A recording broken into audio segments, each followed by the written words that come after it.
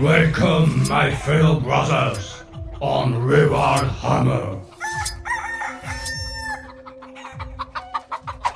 Et bien le bonjour mes très chers ruralistes, bien le bonjour, soyez tous la bienvenue sur Rural Hammer, le podcast du wargame à l'ancienne. Je suis Brother Maxou, il est utile de le rappeler de temps en temps parce qu'il y a toujours des nouveaux arrivants par ici. Donc je suis Brother Maxou, coucou, c'est moi. Et donc le wargame à l'ancienne, on essaie de conjuguer un peu ce style de jeu à l'ancienne, toujours convivial, avec de belles armées bien peintes, des armées thématiques, des armées qui nous font rêver et des batailles qui racontent quelque chose. Un wargame à l'ancienne qui est toujours finalement en quête permanente de son jeu phare. Un jeu phare qui est censé être Warhammer 40 000 évidemment, mais bon, comme on a pu souvent le dire sur ces ondes rurales, il faut souvent jouer la débrouille parmi des jeux qui se dirigent de plus en plus vers une forme d'e-sport, une espèce de jeu d'échecs moderne, très tourné vers le score et la compétition. Donc sur Rural Hammer, c'est un peu notre taf au quotidien, c'est de chercher des jeux qui vont bien, des jeux qui répondent à nos attentes. Donc parfois, c'est un peu des jeux dans le jeu, que ce soit du Warhammer 40 000 joué de manière narrative ou par exemple du boarding action. Ces deux options-là nous procurent bien des heures de plaisir, mais il est temps de passer à autre chose. Et cette autre chose, elle se déroule 10 000 ans plus tôt. L'Horus Heresy Age of Darkness, la version 3 du jeu est là. Elle est sortie et aujourd'hui, je vous propose d'en faire une petite review. Donc une review dans sa globalité. On va parler de la boîte, des figurines et du bouquin. Et également une review qui se fait avec un solide parti pris, ou plutôt un solide point de vue, c'est celle d'un noob radical. Moi, je suis un noob complet à l'Horus Heresy. Je n'ai jamais appris les règles des éditions précédentes. Je n'ai jamais joué. Je n'ai même pas d'armée. Donc, Horus Heresy vu par un noob, mais vu quand même par un certain niveau d'expertise en 40K. Donc, voilà, c'est ça qui sera, je pense, intéressant. C'est la découverte d'Horus Heresy à travers les yeux de Brother Maxou qui n'a jamais connu que 40K. Donc, ce sera très bon pour comparer un petit peu les deux jeux, et nous allons le voir, on est un peu sur un truc du genre le jour et la nuit. Commençons par cette grosse boîte, donc je vais passer assez vite dessus parce qu'il y a 36 vidéos de review, d'unboxing ou de je ne sais quoi à ce sujet sur YouTube. Mais en tout cas, cette grosse boîte, elle ne déçoit pas, elle est lourde, elle est vraiment massive. Le bouquin, c'est un putain d'annuaire. Les grappes de figurines, franchement, c'est tellement pléthorique que ça en fout le tournis. Et donc, ça ne déçoit pas. D'une part, cette nouvelle incarnation de l'armure MK2, elle est tout simplement superbe. À vrai dire, c'est vraiment une de mes préférées. J'aime son côté brutal. En vérité, on est vraiment sur une évolution, mais légère, de ce que fut l'armure MK1, donc celle des guerriers tonnerre utilisé durant les guerres d'unification de Terra. Voilà, il y a un certain côté brut de décoffrage dans cette armure, tandis que les incarnations suivantes prennent des partis pris parfois plus modernes, parfois plus lourds. Mais là, je trouve que c'est vraiment l'espèce d'incarnation fondamentale d'un Space Marine. Voilà, dans son incarnation la plus brute, quoi. C'est vraiment une grosse armure de métal et il n'y a pas grand-chose à dire de plus. Donc le kit est tout à fait sympa. Ces armures MK2, elles se montent très vite. Honnêtement, je pense que c'est assez commun pour toutes les troupes de base de l'Horus Heresy, c'est que ça se monte vite. Par contre, là, putain, on change complètement de paradigme dès lors qu'on va vers des kits plus gros. Et à ce titre, les nouvelles armures Tactical Dreadnought Saturnine, c'est un morceau énorme. Hier, j'ai monté ma première, j'ai mis 1h30, nom de Dieu. Il y en a 6, plus le Praetor. Les personnages idem, on est vraiment sur de l'Horus Heresy typique, c'est-à-dire des manuels de montage très touffus. Pour monter un pied, il faut 3 pièces. Et dès lors qu'on s'attaque au gros Dreadnought, alors là, les gars, c'est encore plus complexe que les plus gros titans à l'échelle Legio Imperialis. Là, honnêtement, il y a 2 jours de montage sur ce Dread. Je pense. Franchement, je me vois pas faire ça en moins de 12 heures. Il y a tellement de pièces. C'est assez barjot. Donc, Horus Heresy, on va le voir, c'est quand même pas mal l'incarnation justement d'un wargame à l'ancienne et ça se retrouve jusque dans les kits qui sont véritablement très très touffus. Sauf pour les troupes de base qui sont suffisamment bien fichues pour être montées très vite. Mais c'est vrai que putain, les Saturnines là, le moindre guerrier, mais waouh, les figurines sont pleines en vérité, il n'y a pas de vide dedans, c'est vraiment full plastique, c'est rempli jusqu'à ras-bord. C'est assez impressionnant. Le design, bon, naturellement, il est superbe. Moi, l'armure Saturnine, là, ça a été un véritable coup de cœur dès sa révélation. Je ne suis pas déçu par ça. Je sais que ça plaît pas forcément à tout le monde. Mais donc, pour le reste de la boîte, tout est super. Le Dread, il tue. Même la plateforme d'armes, d'artillerie, je la trouve excellente. Elle est massive. Putain, c'est vraiment gros. Bref, niveau figurine, on se régale. Et il y a également des petits bonus sympas dans cette boîte. Donc, on a les petits dés, naturellement, les gabarits d'explosion et de lance-flammes. Et on a également une belle grappe de tokens, des tokens qui vont nous servir à représenter les objectifs, mais également qui vont pouvoir s'incarner en termes de règles. Donc ça va intervenir via les statuts d'unité, par exemple. Quand vous aurez une unité qui a le statut en panique ou en déroute, eh bien vous allez pouvoir mettre un petit token à côté. Donc petit bonus très sympa de la part de Game Workshop. Et si on parle d'autres petits bonus, donc vous avez plusieurs grappes, vous avez une grappe par escouade tactique MK2 qui consiste à vous présenter des options de QG et d'équipement. Honnêtement, très bien. Il y en a plus qu'il n'en faut d'ailleurs. Ça va rejoindre la boîte à bits pour des conversions potentielles. Donc on a 4 grappes comme ça et on a également des grappes d'armement. Donc là, la thématique, c'est les fusils désintégrateurs qui vont vous permettre de transformer 2 de ces escouades, donc on a 40 Marines, donc vous allez pouvoir en faire jusqu'à 20, équipés comme étant des escouades de soutien, donc c'est-à-dire avec des armes lourdes, donc souvent on va choisir ça pour faire des vétérans. Là voilà, vous avez 2 grappes complètes pour pouvoir varier les plaisirs, donc vraiment cette boîte on se fout pas de notre gueule en termes de contenu. Venons-en maintenant au gros morceau de cette émission, c'est le bouquin. Je ne vais parler principalement que de ça. Un gros bouquin noir. Honnêtement, le feeling, il redonne des souvenirs. Il donne des souvenirs de la V3, à l'époque où les livres étaient absolument immenses et très austères. Là, on est sur 350 pages, autrement dit, un énorme bébé avec une vraie reliure. Moi, je préfère les couvertures souples, c'est plus facile à trimballer. Mais bon, là, néanmoins, dans votre bibliothèque, ça aura de la gueule. Et donc, ce bouquin, il commence par pas moins de 180 pages de putain de lore. Voilà, un gros morceau de lore dans votre bouquin. Ça fait vraiment plaisir. C'est vrai que c'était un petit plaisir dont j'ai pas mal été privé depuis ma reprise dans le hobby en V9, quel que soit finalement le... Non, un bouquin qui m'avait régalé, c'était le bouquin de l'Age of Sigmar V4. La partie lore était de toute beauté, elle était massive, idem, c'était pas loin de 200 pages, elle était massive et superbement habillée avec plein de dessins et tout. Ici, on est sur quelque chose de plus austère, de plus à l'ancienne, mais bon, néanmoins, on a quand même des illustrations de partout, illustrations qui prennent le parti pris en fait d'intégrer les modèles de figurines directement, ce qui donne une ambiance tout à fait sympa. En tout cas, voilà, presque 200 pages de lore. Honnêtement, je me suis tout fait en une journée. Ça régale. Ça faisait longtemps que j'y avais pas eu droit. Naturellement, on parle du lore de l'hérésie d'Horus.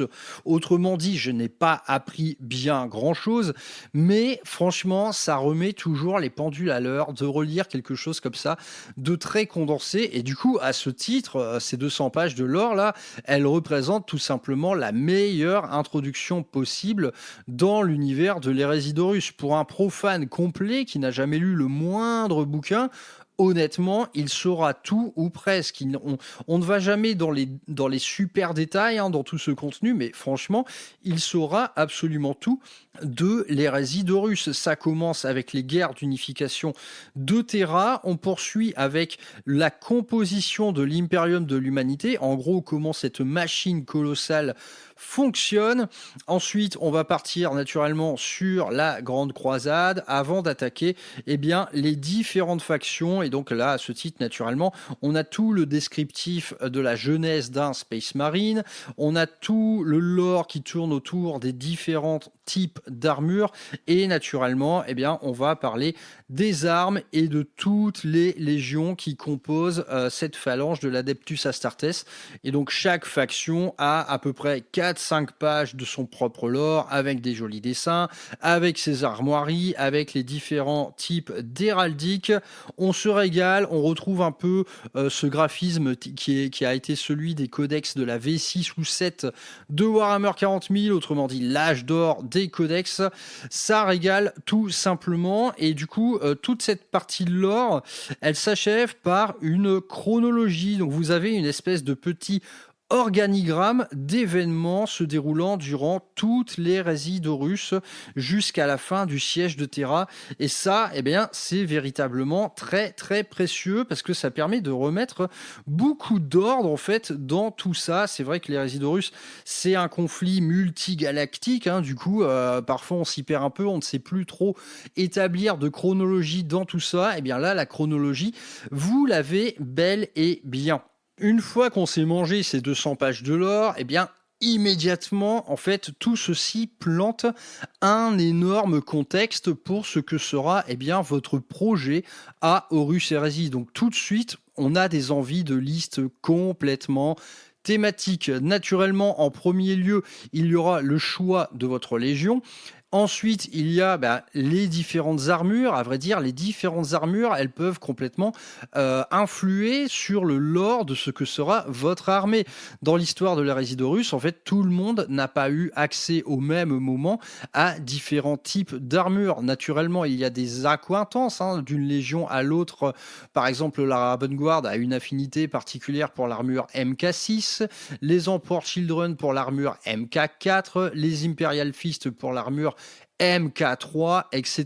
Donc dans le lore, on trouve vraiment des éléments en fait qui font de certaines armures des favorites parmi certaines légions. Après, dans la chronologie, ces armures, elles apparaissent à tel ou tel moment donné. Donc ça, faut faire gaffe. Par exemple, si on décide de faire telle ou telle légion qui participe au siège de Ctonia et que, par exemple, l'armure MK5 n'était pas encore sortie et tout, là, tu vois, faut faire gaffe. Ça peut amener à quelquefois des incohérences.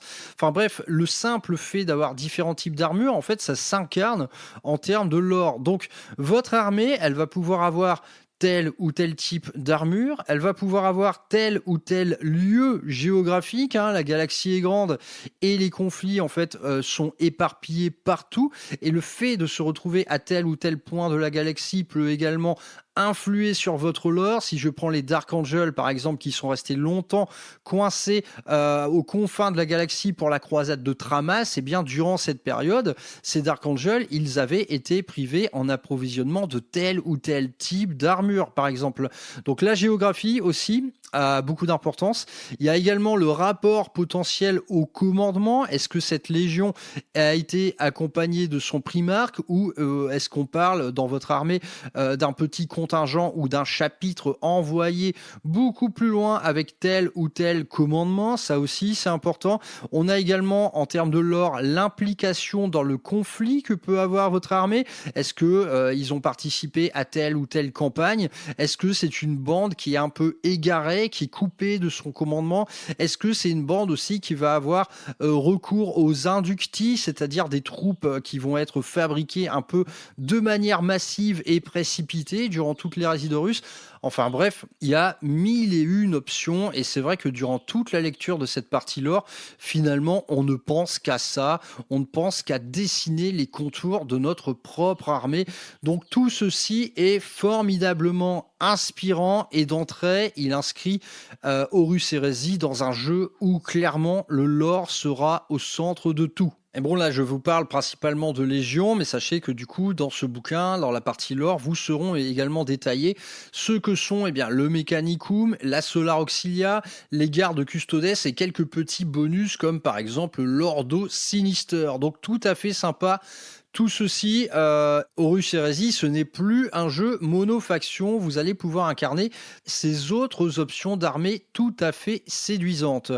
Bon, et si je viens de vous parler de 200 pages de bonheur, eh bien, il est temps maintenant de passer aux 300 pages de souffrance, c'est-à-dire les règles. Et là, putain, effectivement, j'ai souffert. Ça m'a pris plusieurs journées.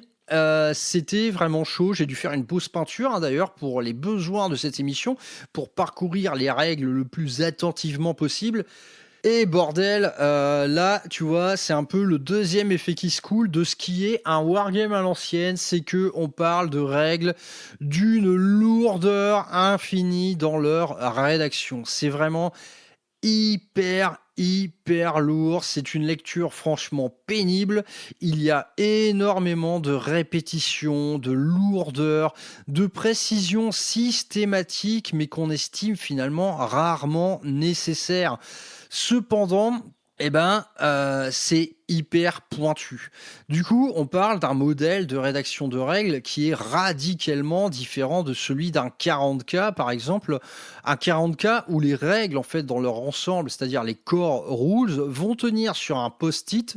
Enfin, j'exagère, mais je pense que c'est 30-40 pages, donc c'est très très vite lu. Donc un post-it, mais par contre, accompagné d'une rubrique foire aux questions et commentaires de règles qui, elle, va être encyclopédique. Autrement dit, les règles de 40K, on les lit vite. Par contre, on va se retrouver souvent confronté à des cas particuliers auxquels ces règles de base ne répondront pas. Donc ces cas particuliers, il faudra aller voir dans les commentaires de règles pour avoir le fin mot de l'histoire. Dans Horus Heresy, c'est le modèle radicalement différent. C'est que toute cette précision, toute cette répétition, toute cette lourdeur, en vérité, elle va répondre d'ores et déjà à tous les cas particuliers. Du coup, quand on lit le truc pour la première fois, on se dit « Ah putain, mais est-ce que vraiment là, tu avais besoin de préciser que durant ma phase de tir, on parle de mon unité qui tire ?» Tu vois, c'est que des répétitions comme ça. Mais à vrai dire, durant une partie, si vous avez le moindre doute, donc si vous faites face à un cas particulier, vous allez dans le paragraphe en question et en fait, ce paragraphe, il répondra intégralement à la moindre zone de doute. Donc, ce qui, en première lecture, peut paraître absolument pénible, en vérité, il va être nécessaire dès lors qu'on va faire face à une situation spécial qui va demander de relire un petit peu. Donc c'est le prix à payer. C'est le prix à payer d'une mécanique de jeu qui va être débarrassée du moindre doute. En cas de galère, on lit et le truc est élucidé. Donc ça m'étonnerait que pour Horus Heresy, on ait droit à un commentaire de règles qui fasse 120 pages, comme c'est le cas dans Warhammer 40 000. Donc on sort de cette lecture de règles tout à fait épuisé, mais on retrouve également une espèce de saveur, la saveur de ce qu'a pu être Warhammer 40 000 avant, un Warhammer 40 000 qui était hyper pointu, hyper touffu, avec une vraie logique physique de décor, de véhicules, de lignes de vue, d'équipement.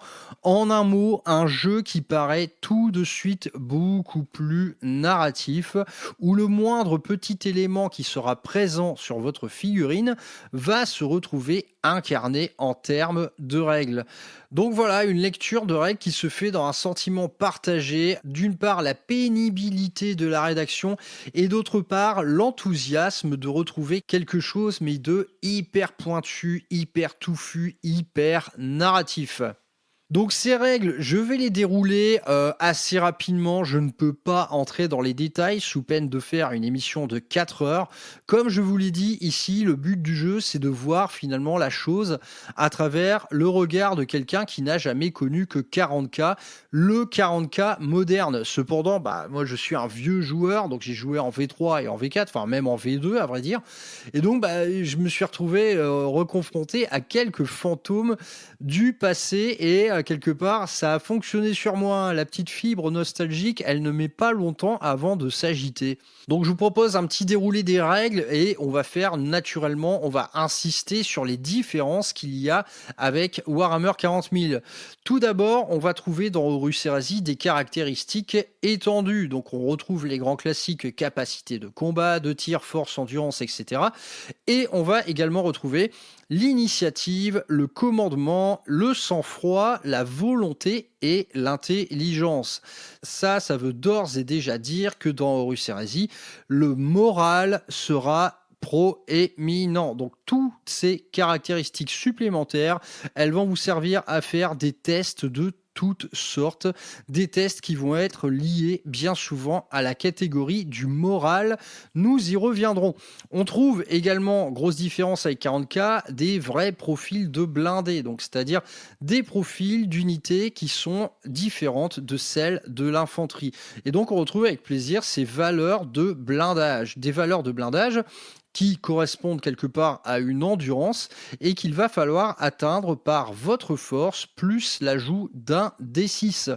Donc si je prends l'exemple d'un Land Raider qui est blindé de partout à une valeur de 14, eh bien on se rend compte tout de suite que c'est chaud. Pour atteindre 14 de valeur de blindage, il faut tout simplement avoir une force très importante, y rajouter un D6 et espérer atteindre le 14. Si vous atteignez ce 14, donc une valeur égale, on va parler de dégâts superficiels, donc votre véhicule va pouvoir subir des malfonctionnements, et si vous dépassez cette valeur de blindage, là, on va sur la sauvegarde d'armure et si ça foire, ça fait un dégât. Donc quand on lit ça la première fois, on se dit « Ah, sympa » et tout. Puis après, on se rend compte que finalement, dans le jeu, les forces excessives, elles sont très peu nombreuses. Si par exemple, je prends une grosse figurine de QG avec un marteau géant, eh ben, ça ira pas plus loin que de la force 8. C'est-à-dire que ce mec avec son marteau géant, s'il fonce dans un Land Raider, pour son jet de bless, enfin pour son jet de pénétration de blindage, il va falloir qu'il fasse du 6, quoi. Force 8 plus 6 pour au mieux faire du dégât superficiel. Donc on se dit, putain, va falloir sortir des armes très lourdes. Eh bien, même chez les armes très lourdes, si je prends par exemple une énorme tuerie comme un fuseur qui est monté sur un titan Warlord, eh ben on est à force 12, quoi. Donc ça, ce sera le plus mortel de tout le jeu, c'est ça, ça va être une force 12. Mais vos armes lourdes, eh bien, n'empêche que parfois le blindage, elles vont quand même galérer un petit peu à le percer. Donc on voit tout de suite, on a tout de suite le sentiment en lisant ça d'avoir du châssis qui va être beaucoup plus durable que dans Warhammer 40 000.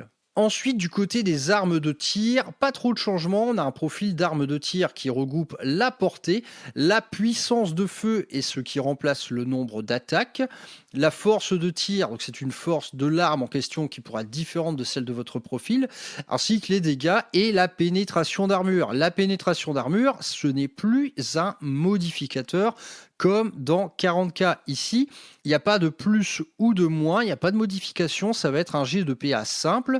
Et par exemple, si vous avez une PA de 4, c'est-à-dire que vous allez pouvoir ignorer les sauvegardes d'armure de 4+. Et si vous avez une PA très puissante, eh bien la meilleure PA qu'on puisse trouver, c'est la PA de 2. Donc là, une PA qui va vous permettre d'ignorer, par exemple, la sauvegarde d'armure d'un Terminator, donc qui devra pencher sur son invulnérable. Donc là, idem, on se retrouve face à une mécanique de tir qui n'est plus la même et on se dit que, ah ouais, putain, en fait, durant toute la partie, je vais être quand même très souvent sur des sauvegardes d'armure non modifiées de 3, hein, dès lors qu'on joue Space Marine. On va retrouver le fameux Space Marine qui tank à 3+. Et là encore, tout comme dans les armes de tir, les forces très élevées sont rares, bien les PA de 2 ou même de 3, à vrai dire, elles ne courent pas les rues non plus. On va retrouver ça uniquement sur les armes très lourdes ou sur les personnages particulièrement énervés. Donc encore une fois, un petit sentiment de résilience et d'endurance qui serait quand même bien supérieur à ce qu'elle n'est dans Warhammer 40 000. Du côté des profils d'armes de corps à corps, là aussi ça change un peu et on trouve des choses comme le modificateur d'attaque ou d'initiative. Le modificateur d'attaque, tout simplement, va rajouter des attaques à votre profil suivant l'arme que vous utilisez, tandis que le modificateur d'initiative, eh bien, il marque tout simplement la différence entre ce que vont être des armes légères ou des armes très lourdes. Si vous maniez un énorme marteau à 2 mains, par exemple, eh bien, ça va diminuer votre initiative. Et l'initiative, c'est très important dans ce jeu, car c'est tout simplement ce qui va décider de votre séquence d'attaque au corps à corps. On continue dans les règles avec les persos qui peuvent rejoindre ou quitter une unité. Et à vrai dire, dans une mécanique qui est très permissive. Contrairement à 40K où on doit choisir une unité et y rester, eh bien à Horus Heresy, vous allez pouvoir déjà intégrer l'unité de votre choix. Honnêtement, c'est très très ouvert. Même parfois, on peut regrouper différents types d'armures. Par exemple, un Praetor en armure énergétique peut très bien rejoindre une escouade Terminator. Et en cours de jeu, elle va pouvoir également quitter une unité pour en rejoindre une autre. Donc ça, stratégiquement, ça peut donner quelque chose de tout à fait excellent. Par exemple, vous avez un apothicaire, il est dans une unité de soutien. Devant vous, il y a une escouade tactique qui a été très mal menée. Eh bien, vous faites quitter votre apothicaire pour regagner cette unité blessée en espérant la remettre dans le droit chemin. Donc ça, stratégiquement, c'est quand même très cool. Quand votre personnage est menacé, qu'il n'a par exemple plus que 2 gardes du corps, il va pouvoir rejoindre une unité full effective. Donc là, il y aura beaucoup de choses à faire avec ces personnages qui peuvent un peu faire ce qu'ils veulent. Évidemment, grosse différence avec 40 000, on retrouve avec plaisir les gabarits, donc ces fameux gabarits de lance-flammes, d'explosion ou d'artillerie, qui incarnent du coup les zones de touche de telle ou telle arme, et on retrouve également le fameux dé de déviation qui, en cas de problème de tir, de malfonctionnement, eh bien, va faire dévier ce gabarit, et ce gabarit, eh bien, il peut aller sur d'autres unités ennemies ou même sur vous, donc ça peut tout à fait puer. Du côté logique physique du jeu, du côté des lignes de vue, il y a assez peu de différence avec 40 000. Par contre, eh bien, du côté des dégâts, là, ce n'est plus pareil et on retrouve bien une modification de règles telle qu'on a pu le voir dans Boarding Action. C'est-à-dire que vos unités en partie occultées, eh bien, une fois qu'elles se trouvent derrière un mur, elles ne peuvent plus subir de dégâts. Vous ne pouvez plus faire subir de dégâts à des figurines que vous ne voyez pas. Donc ça, j'ai envie de dire, putain, c'est la base. On devrait l'avoir dans 40 000 également. Donc ça, c'est très très bien. Le retour d'arc de tir sur véhicule va également complètement dans ce sens. Un Land Raider, s'il a une unité qui fonce sur sa gauche, eh bien naturellement son canon du flanc droit ne pourra pas leur tirer dessus et c'est tant mieux. Un peu de logique physique, ça fait toujours beaucoup de bien.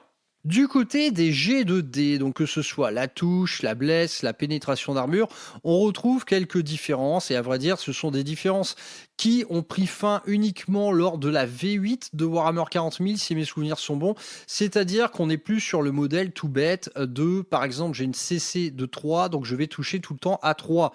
Bah non, vos jets de touche ici par exemple ils vont se faire suivant ce qui se présente à vous.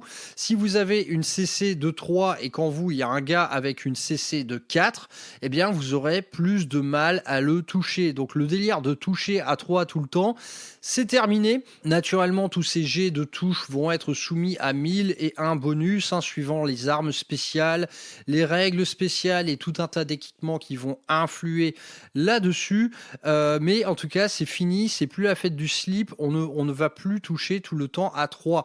Donc l'échelle est différente. Par exemple, si vous prenez un capitaine ou un praetor, il a une CC de 5 et la CC de 5, c'est ce qui vous permet de toucher à 2. La CC de 4, c'est ce qui va vous permettre de toucher à 3. Donc on retrouve cette échelle de jet de touche comme elle a pu l'être dans Warhammer Battle. Donc une fois qu'on y est habitué, on trouve ça tout à fait logique, mais là c'est vrai que pour un débutant, il va se poser bien des questions au début. On retrouve cette même différence d'esprit dans les jets de blesse. Vous ne pouvez pas blesser une endurance qui fait le double de votre force. Ça c'est terminé. À 40 000, on peut blesser tout ce qu'on veut, il n'y a aucun problème. Parfois ce ne sera uniquement que sur du 6, mais là par exemple une force de 4, jamais donné de la vie, elle ne peut espérer érafler une endurance de 9. Donc là, il n'y a même pas de lancer de dés. C'est mort, ça ne marchera pas. Et donc pour vous présenter un peu l'échelle, si j'ai une force de 4, naturellement je blesse sur du 4 une endurance de 4. Si en face de moi il y a une endurance de 5, eh bien je la blesserai sur du 5. Et si il y a une endurance de 6, eh bien je ne la blesserai plus que sur du 6. Après quoi, eh bien à partir de l'endurance 8, il n'y a même plus de jet de dés à faire. Donc là encore, une échelle de puissance différente. Donc tout ça vient rejoindre les sentiments émis précédemment, c'est que on a quand même la solide impression d'une létalité qui va être beaucoup moins furieuse, mais qui sera là néanmoins. Venons-en maintenant à ce qui va être un énorme morceau dans les règles, ce sont les statuts tactiques. Ça, c'est tout simplement l'incarnation de l'incroyable présence du moral sur ce que vont être vos tables de jeu. Vos unités vont pouvoir être fixées, neutralisées, sonnées, en déroute, en panique, etc., etc. Donc ça peut arriver de 1001 manières. Par exemple, durant la phase de tir, dès lors que vous avez au moins 25% de perte, vous faites un jet de panique immédiat. Donc en fait, on a des tests de morale qui interviennent directement dans la phase de jeu. Il n'y a pas uniquement une phase de morale dédiée. Ça va venir un peu partout et tout le temps. Donc ces statuts tactiques, ils vont être incroyablement importants parce que quel qu'il soit, il va avoir des répercussions parfois très fortes sur la table. Donc vous ne pourrez plus vous déplacer, vous ne pourrez plus tirer, vous serez parfois obligé de faire certains mouvements en direction de votre zone de déploiement. En vérité, voilà, le moral va être très impactant. Il peut arriver de 1000 manières possibles. Franchement, il y a au moins 120 manières de faire intervenir des tests de morale sur la table. Donc là, en fait, pour tous ces différents tests, il y a plusieurs types de vos caractéristiques qui vont être mises à contribution. Donc la volonté, le sang-froid, le commandement tout bête ou même l'initiative. Toutes ces caractéristiques vont avoir leur mot à dire durant ces phases de morale qui vont être disséminées tout le long du tour de joueur. Donc excellent. Honnêtement, tout ça, c'est très très bon. Ensuite, autre gros morceau de gameplay, ça va être les réactions. Autrement dit, à chaque tour, il y a un joueur actif et un joueur réactif. Donc le joueur réactif, c'est celui qui ne joue pas. Néanmoins, il va quand même avoir pas mal son mot à dire via tout un tas de types de réactions différentes. Donc on gagne des pions de réaction à chaque début de tour, un peu de la même manière que les points de commandement à 40k. Vous allez en avoir plusieurs suivant la taille de votre armée, c'est-à-dire que dès lors vous jouez à 3-4 000 points, vous allez avoir 2 ou 3 points de réaction. Et donc ces réactions, elles vont vous permettre de faire un tas de trucs, vous repositionner, répliquer au tir, vous mettre en état d'alerte. La mort ou la gloire, ça c'est quand un véhicule vous fonce dessus, vous allez pouvoir tenter de l'esquiver et de lui poser une bombe à fusion sur ses chenilles. Il y a l'interception, il y a se dérober, il y a annuler, il y a intervention héroïque. Honnêtement, toutes ces mécaniques, elles sont vraiment, vraiment excellentes, elles vont animer de ouf vos parties. Et là, en fait, moi, je vois sur le papier en fait, une réaction qui va être bien plus riche qu'à Warhammer 40 000. À Warhammer 40 000, outre un petit move bonus ou un petit tir en état d'alerte une fois par tour, maximum, en vérité, ça s'arrête là. Il y a très peu d'interactions à ce sujet. Dans 40K, là, on en trouve quand même une sacrée couche de plus. Donc ça, honnêtement, c'est un grand oui.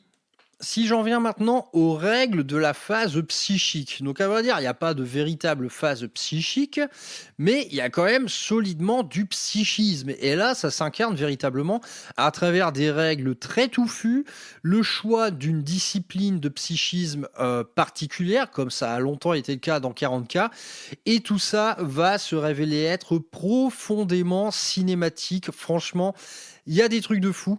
C'est pas non plus une phase qui peut potentiellement faire basculer le cours d'une partie à grande échelle, je ne pense pas. Mais néanmoins, honnêtement, quand vous allez lire les règles de la phase psy, ah putain que c'est bon quoi. C'est vraiment super super cool. C'est hyper cinématique, c'est très très bien écrit. Là, clairement, on a hâte d'essayer. C'est tout simplement GG. Autre détail, en termes de règles, ça va être toute la partie attaque de volée ou attaque au jugé. Les attaques de volée ou au jugé, c'est tout simplement des attaques qui vont avoir lieu durant certains types de phases et certains types de mouvements. Ici, quand vous allez faire des advances, par exemple, si vous êtes équipé d'armes d'assaut, ces attaques vont se faire à la volée. Donc ici, ça va être un jet de touche modifié, tout simplement. Ou au jugé, c'est carrément on va tirer un peu sans viser, quoi. On va faire un tir de barrage, un tir de couverture, ce genre de truc. Donc ça, vous allez retrouver ça assez souvent dans le jeu. Si quelqu'un s'approche un peu trop vite d'un blindé à vous, voilà, vos armes de défense, elles vont pouvoir tirer un peu dans tous les sens en faisant un joli tir de barrage.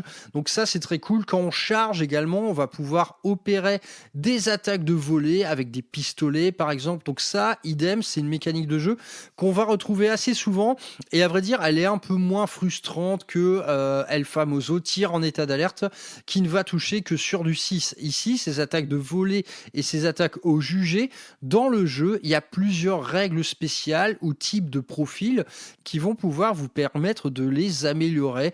Donc que ce soit des systèmes de visée, des détecteurs de mouvement, enfin il y a tout un tas de trucs qui va rendre ces attaques finalement très impactantes et très utiles. J'en ai pas parlé, mais les statuts, c'est-à-dire sonner en panique, etc., ils vont pouvoir affecter également les véhicules, mais sous des formes différentes.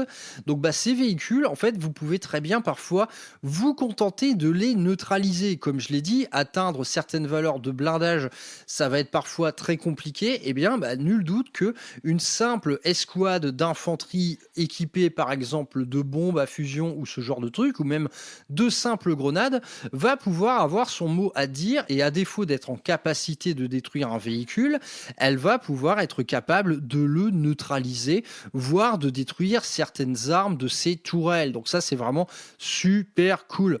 Du côté des règles de terrain, rien de trop original. C'est quelque chose qui va vous permettre d'avoir toujours une sauvegarde dans le cas où l'ennemi avec une PA très basse va annuler votre sauvegarde d'armure. Vous allez pouvoir faire des jets de sauvegarde de couvert, et ces sauvegardes de couvert peuvent aller jusqu'à 4+ en cas de terrain lourd. Donc ici, on retrouve les différentes caractéristiques, enfin les différents types de terrain et différentes sauvegardes qui vont avec. Et dans ces règles de terrain, on va retrouver des termes bien connus du jeu d'avant, comme par exemple les profils de terrain dangereux. Donc des terrains qui, dès lors que vous allez vous mettre à les traverser, vont pouvoir vous procurer des blessures, et des blessures assez violentes. Si j'en viens maintenant finalement au séquencement de ce que va être un tour de joueur, donc on a un découpage en phases qui est bien plus touffu que dans 40K, outre les phases de tir de corps à corps, etc., qui sont toujours présente, le tout est surdécoupé en plein de sous-phases différentes, donc c'est très touffu. Par exemple, ça va pouvoir inclure le moral durant la phase de tir, comme je l'ai dit, donc des jets de panique, des gains de tel ou tel statut. Les propriétés de certaines armes comme barrage, artillerie vont également modifier un peu tout ça. Donc quelle que soit la phase, par exemple une phase de tir ou de corps à corps, elle va être complètement compartimentée en plusieurs types de sous-phases. À vrai dire, sur le papier, ça paraît compliqué, mais je pense qu'en termes de jeu, ça va tout seul. Si j'en viens, par exemple, à une simple phase de charge, là, les gars, c'est charge bac plus 8. Une simple charge, ça va être tout d'abord un mouvement de positionnement, une charge plus les attaques à la volée, dont j'ai parlé, plus, une fois qu'on arrive au contact, une potentielle phase de défi. Et ensuite, on a toute une mécanique de combat, mais un combat qui va se séquencer suivant l'initiative de tel ou tel joueur. Et comme je l'ai dit, dépendant de l'arme dont on est équipé, cette initiative elle va pouvoir être modifiée. Donc là, vous voyez la mécanique de 40K, par exemple, sur le Fight First. Ici, elle est métamorphosée suivant votre caractère caractéristique d'initiative et donc ça va être très important de jouer avec l'initiative de votre armée. Par exemple, une escouade avec uniquement des gros marteaux, typiquement on pense à des Terminators par exemple, et ben ça peut être de bonne loi de la faire leader par un personnage qui lui va plutôt être un bretteur avec une simple lame, mais une lame très mordante et qui va avoir une initiative très élevée. Donc si on ne joue que des lents du cul avec des armes lourdes, eh bien il y aura un prix à payer les gars, c'est que vous allez frapper souvent en dernier. Et après la résolution des combats, il y a carrément la phase de gloire. Là, il y a trop à dire, hein. En gros, c'est une phase de résolution. Et donc, cette phase de résolution, elle se base sur une espèce de score hein, que vous allez établir avec votre adversaire, qui tourne principalement au nombre de pertes subies, mais qui va pouvoir également subir des bonus. Est-ce que vous êtes plus nombreux? Est-ce que vous êtes galvanisé? Est-ce que vous avez utilisé des armes dégueulasses? Tu vois, par exemple, la Death Guard, en fait, elle peut faire des attaques qui provoquent des morts tellement horribles que ça influe sur le résultat de la résolution de combat. Il y aura des jets de panique et donc suite à cette résolution, vos unités, elles peuvent faire plein de trucs différents. Soit elles sont en panique, soit elles vont désengager. L'adversaire va pouvoir les poursuivre. On va avoir du battage en retraite dès lors que vous êtes en déroute. On va pouvoir également consolider. Donc, on est vraiment sur une phase de combat véritablement encyclopédique. Là encore, vraiment très narratif dans l'esprit. C'est tout à fait sympa. Et je n'ai même pas parlé de la phase de défi. Alors, la phase de défi, c'est un autre gros morceau de l'Horus Heresy. C'est tout simplement le retour des duels. Dès lors que vous contactez une unité et que vous avez un personnage dans votre escouade, s'il y a un autre personnage dans le coin, vous allez pouvoir le provoquer en duel. Si ce dernier refuse de vous accorder le défi, il gagne le statut en disgrâce qui va le rendre beaucoup moins efficient pour la phase de corps à corps à venir. Mais un défi, les mecs, ça se relève naturellement. Et donc cette phase de défi, eh bien, elle se résout avant tous les autres combats et c'est tout simplement un mini-jeu dans le jeu tout à fait sympa. Les mécaniques sont véritablement super riches. Vous avez plusieurs phases dédiées. Donc vous avez d'une part la phase de confrontation qui va se résumer quelque part au choix d'une posture, une posture qui va pouvoir se faire en forme de pari. Voilà, on trouve tout un tas de postures comme saisir l'initiative, se garder, éprouver l'adversaire, provoquer et leurrer, plastronner, feinte et riposte, rompre la position, coup de grâce. En gros, tout ça, ça vous donne certains types de bonus. Des bonus d'attaque, des bonus d'attrition, des bonus de défense ou des bonus sur la phase qui va suivre, qui va être la phase de concentration. Donc cette phase de concentration, elle est au cœur de tout car c'est elle qui va déterminer qui va taper le premier. Donc encore une fois, c'est basé sur l'initiative, ça va pouvoir être basé sur les choix que vous avez fait durant l'étape de confrontation. Ça va être basé sur les troupes qu'il y a autour de vous. Par exemple, si vous êtes au cœur d'une escouade tactique de 20 soldats, eh bien ces 20 soldats, ils vont vous galvaniser et vous encourager pour ce défi. Bref, tout ce qui va tourner finalement autour du contexte du duel. Et ça, c'est vraiment excellent. Donc ce contexte, voilà, c'est le meilleur mot en vrai. Il y a une véritable mise en contexte dès lors que vous faites face à face avec des champions opposés des deux armées et c'est tout à fait cool. Et du coup, ce défi, eh bien, il va pouvoir être à rallonge, hein.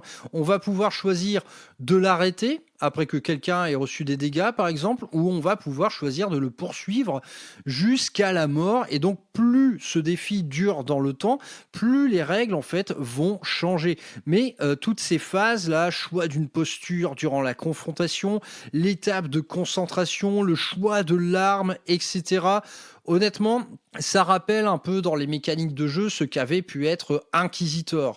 Autrement dit, une espèce de balai au corps à corps qui va se faire au rythme des jets de dés.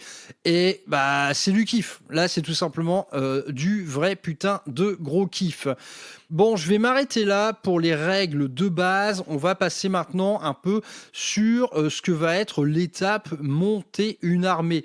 Donc, Horus Heresy rétablit une organisation de détachement. Donc, on a un petit organigramme, donc un organigramme qui va être une espèce de garde-fou qui vous propose une limitation en puissance qui va toujours être naturelle. Je pense pas qu'il y ait de frustration qui découle de ça. On peut juste pas faire de la merde, en vérité. Voilà, si vous voulez faire une armée uniquement composée de super blindés lourds, ça, vous ne pouvez pas. Mais dans tout autre type de configuration, honnêtement, ça fonctionne toujours.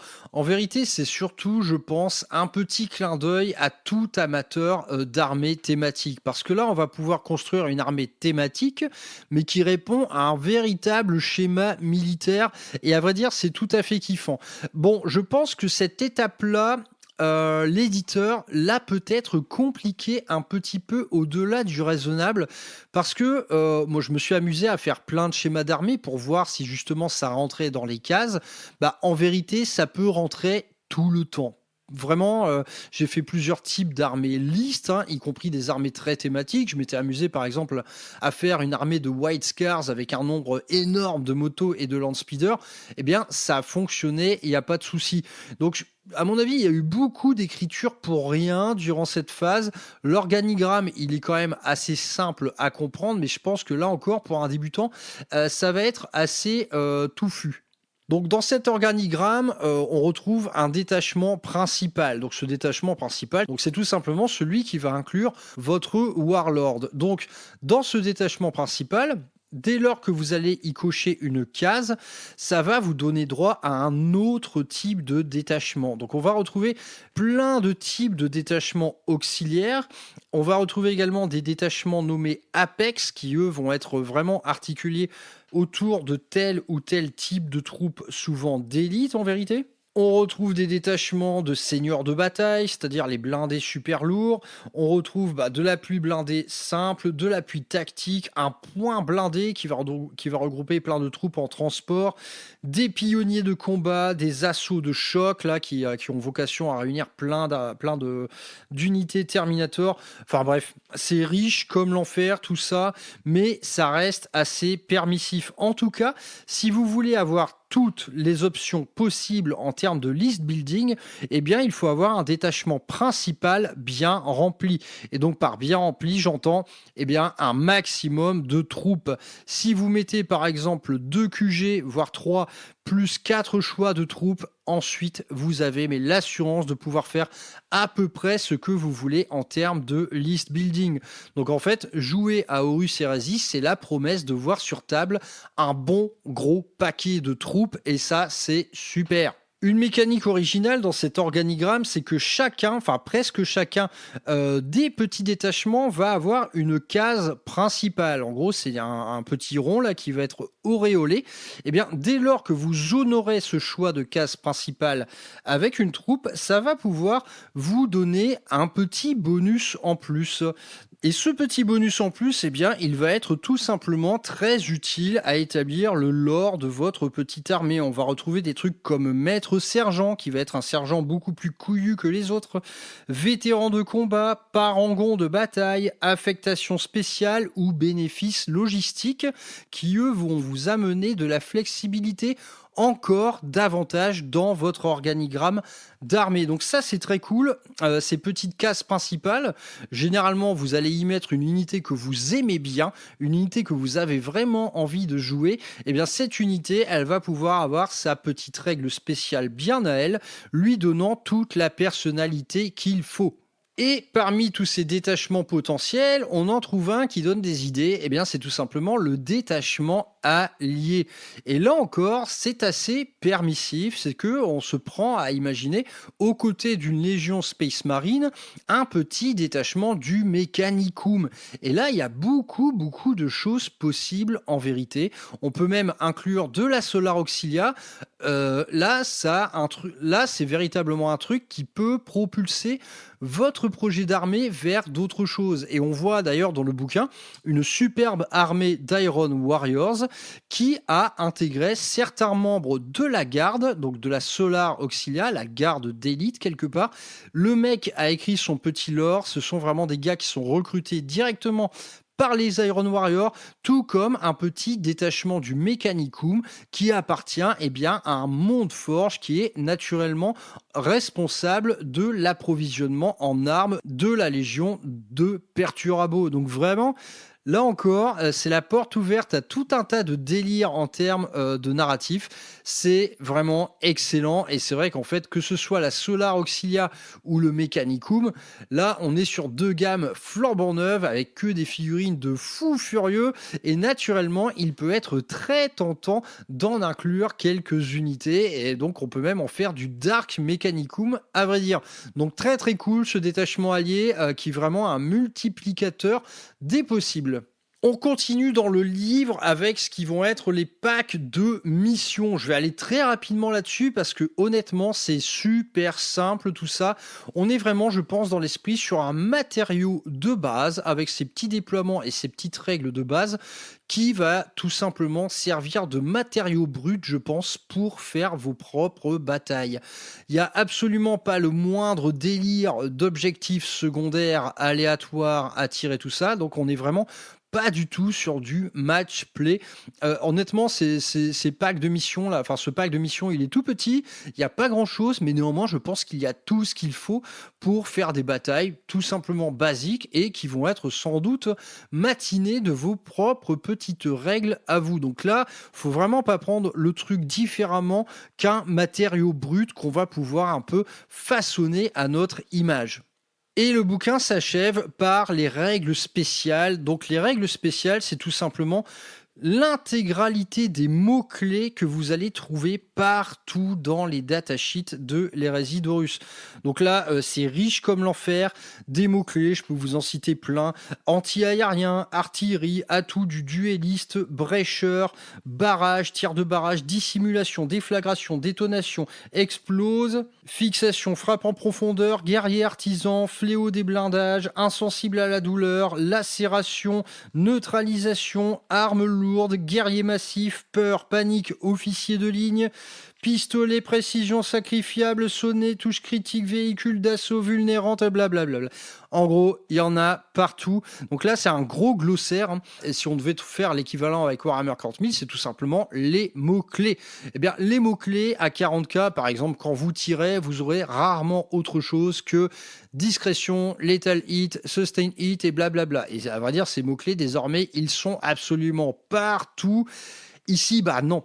Les mots-clés, il y en a énormément, mais par contre, chacun correspond à tel ou tel type de profil, de troupes, d'armes, d'équipements et tout, et c'est riche comme l'enfer.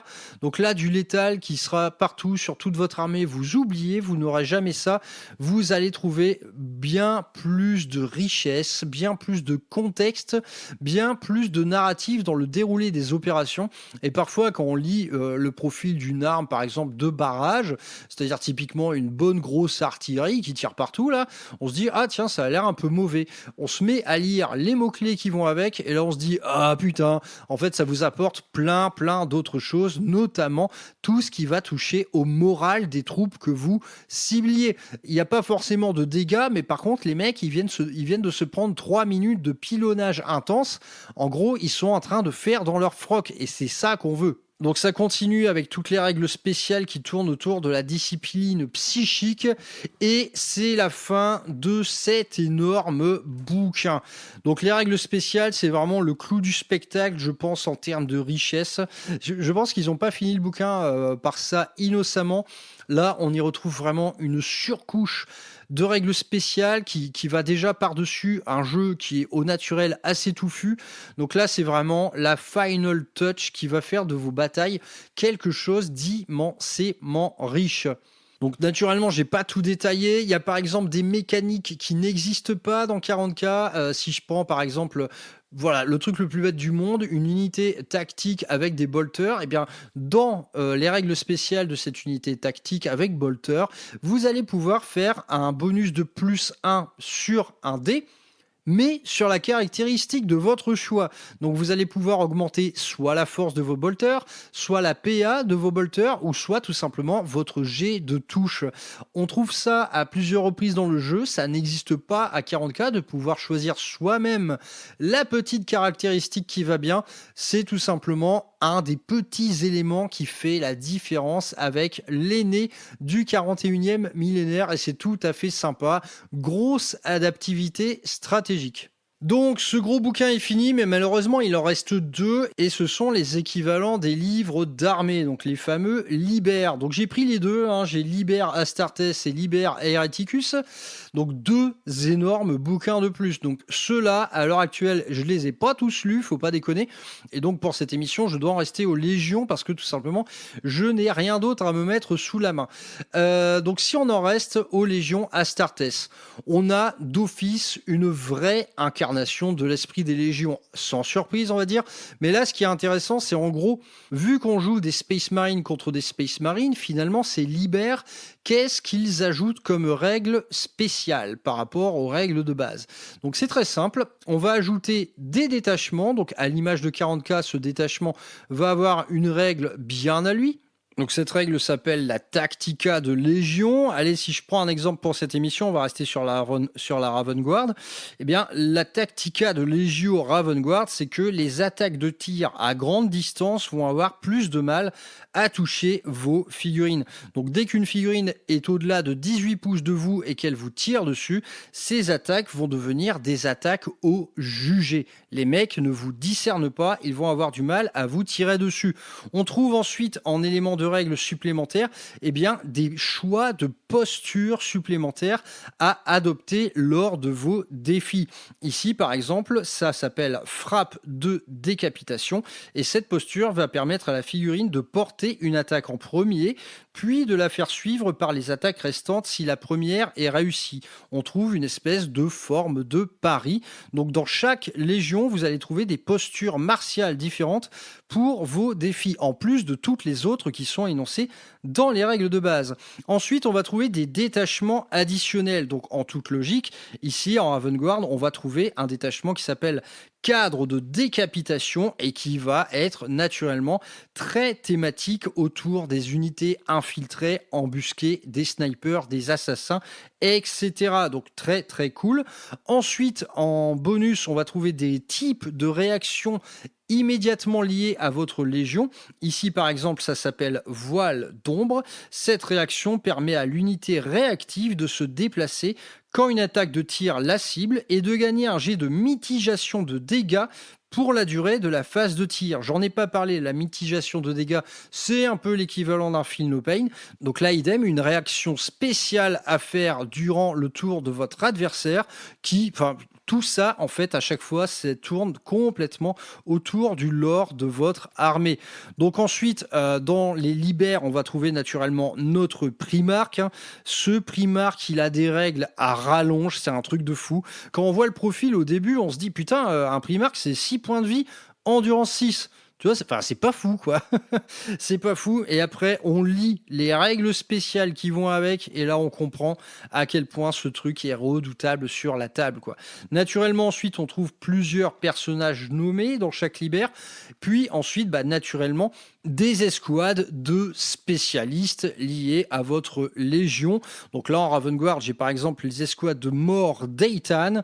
Ce sont tout simplement des escouades de snipers embusqués. On trouve également les escouades de furie noire.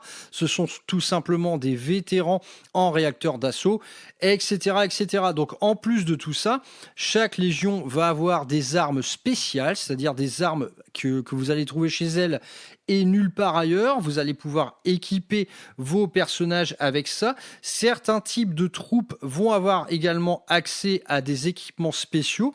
Par exemple, en Raven Guard, on a la serre de corbeau. Donc ça, c'est une paire de griffes énergétiques, naturellement. On va trouver des réacteurs dorsaux de modèles corps vidés qui vont être des réacteurs dorsaux améliorés. Donc ça, vous allez pouvoir équiper vos troupes d'assaut comme du MK2 par exemple. Et ensuite, dernier type de bonus que vous trouvez dans tous les libères, ce sont les cases principales dont je vous ai parlé dans les différents organigrammes. Ici, si vous choisissez de remplir une case principale, ça vous donne un petit bonus, mais là encore, un petit bonus exclusif à la Ravengard. Donc finalement, tout un petit package de règles spéciales, d'unités spéciales, de QG spéciaux et d'équipements qu'on ne voit pas ailleurs qui vont pouvoir vous donner en fait une véritable sensation d'affronter une armée complètement différente de la vôtre. Donc très cool. Je m'arrête là pour les libères pour l'instant. Je pense que j'en reparlerai plus en longueur dès lors qu'on va s'attaquer à un petit C'est notre projet spécial Hérésidorus naturellement. En tout cas, s'il y a quand même un truc à redire sur ces libères, c'est que là, moi par exemple, j'ai acheté les 2 bouquins, Astartes et Hereticus. Les 150 premières pages des 2 bouquins, c'est les mêmes. Waouh, merde quoi, putain ce gâchis de papier. Moi je me demande pourquoi ils n'ont pas regroupé toutes les légions en un seul et unique bouquin, parce que naturellement vous avez une énorme partie du livre qui est dédiée aux unités génériques, donc des légions, donc là il y a absolument tout, il y a toutes les unités Forge World, il y a tous les Dreadnoughts, il y a tous les Terminators, il y a des milliards de QG, donc après ces 150 premières pages, on attaque du coup les datasheets relatives à chaque type de légion. Mais tu vois, on aurait bien aimé voir le truc compilé dans 2 bouquins. Là, tu vois, les 2 libères, j'en ai pour 100 balles, alors qu'il y a finalement un tiers du truc qui est en commun. C'est un petit peu bête. Donc là, ces bouquins, faut noter qu'il n'y a pas de lore dedans. Enfin, vous avez du lore, mais ça consiste tout simplement à vous présenter les différents types de datasheets. Ça ne va pas bien plus loin. Néanmoins, ces libères, ils sont très bien fichus. Moi, je les parcours longuement. Je m'intéresse à tout. Honnêtement, c'est riche comme l'enfer. Toutes les légions sont séduisantes et ça va être la grosse partie du projet. Ça va être de choisir, tout simplement. Il va falloir choisir. Pour l'instant, je n'ai pas encore choisi. Bref, je pense avoir fait le tour de tout ça. Donc, est-ce que ça tue ? Il me semble bien, hein. Il me semble bien, comme je vous l'ai dit, ça a été une lecture à la fois super pénible et super enthousiasmante. Mais durant tout le long de cette lecture, franchement, entre les lignes, on voit plusieurs choses. On voit tout d'abord un jeu qui est clairement fait, je pense, pour de grandes armées. Donc ça, c'est potentiellement un problème. Il faudra voir avec le mode de jeu Zone Mortalis qui sortira plus tard en PDF uniquement. Qu'est-ce que va nous proposer ce mode de jeu ? De mémoire, ça se jouait à 1500 points sur une table plus réduite. On verra ce que ça donne. En tout cas, le format global de l'Hérésidorus, enfin le format standard, c'est 3000 points. Donc ça peut faire peur, mais à vrai dire, 3000 points à Horus Hérésie, ça semble pas vraiment être un projet plus important que 2000 points à 40K. Je pense qu'on est assez équivalent en termes de nombre de figurines et en termes de budget. Mais bon, surtout, putain, qu'est-ce que c'est narratif tout ça ? C'est vraiment over the top narratif. Le moindre détail, il est incarné, quoi. Le moindre équipement, l'importance capitale du moral, l'équilibre qui semble vraiment idéal sur le papier, des blindés qui sont vraiment blindés, des troupes d'élite qui sont vraiment d'élite. Ah putain, ça sauce, mais ça sauce vraiment de ouf. Ça sauce de ouf. Donc comme je vous l'ai dit, c'est le point de vue d'un noob. Honnêtement, je ne sais pas trop ce qu'ont été les modifications par rapport à la V2, mais plusieurs fois dans le bouquin, ils insistent un peu là-dessus en disant que cette édition-là, elle révolutionne pas le game. C'est tout simplement une réadaptation des règles V2, donc je pense pas que le noyau de règles soit si différent. Donc je sais que ça râle beaucoup. Ça a beaucoup râlé durant les premiers teasings de règles de cette V3. Les gens se sont mis à râler parce que des unités avaient disparu, etc. Ouais, en fait, 2-3 jours après, ces unités disparues, elles sont réapparues sous la forme de PDF. Et honnêtement, moi, je ne vois même pas ce qui a disparu parce que le truc est tellement riche. Là, franchement, dans les Libères, vous avez des unités, mais qui correspondent à des figurines Forge World vieilles de 20 ans.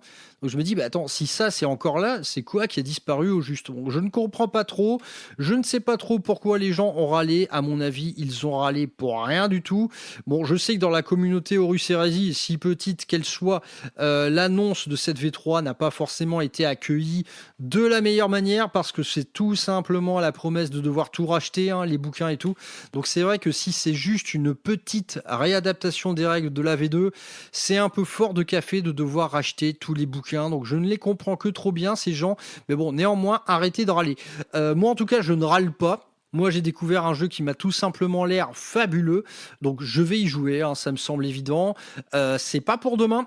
Le temps de faire un vrai projet, le temps de faire une vraie armée, même à petit format, ça va pas se décider du jour au lendemain parce que maintenant, j'ouvre le chapitre laborieux. Ça va être le chapitre projet. On va en parler dans une prochaine émission, mais putain, si les règles, c'était nébuleux, eh bien, croyez-moi que la partie projet, ça le sera tout autant. Néanmoins, eh bien, c'est un énorme plaisir pour un podcast du Wargame à l'ancienne, de retrouver un véritable Wargame à l'ancienne et comptez sur moi pour aller dans ce sens-là. De toute façon, l'Horus Heresy, on va en parler. Ça s'incarne également via un challenge de peinture en ligne que j'ai lancé cette semaine. Ça s'appelle l'Heresy Challenge. Allez écouter l'émission du même titre si vous ne voyez pas de quoi on parle. En tout cas, si vous avez envie de peindre de l'Horus Heresy, c'est le moment.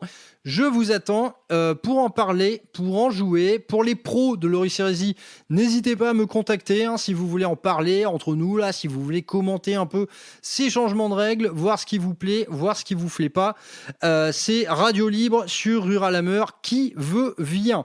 Portez-vous bien les loulous, je vous dis à plus tard pour la suite de ce nouveau chapitre du Wargame à l'ancienne quelque part. Après Board in Action, bah maintenant c'est Horus Heresy. Portez-vous bien, je vous retrouve très vite, j'ai hâte. Bisous, apéritif, planche de charcutes et petit rosé de pays. Ciao.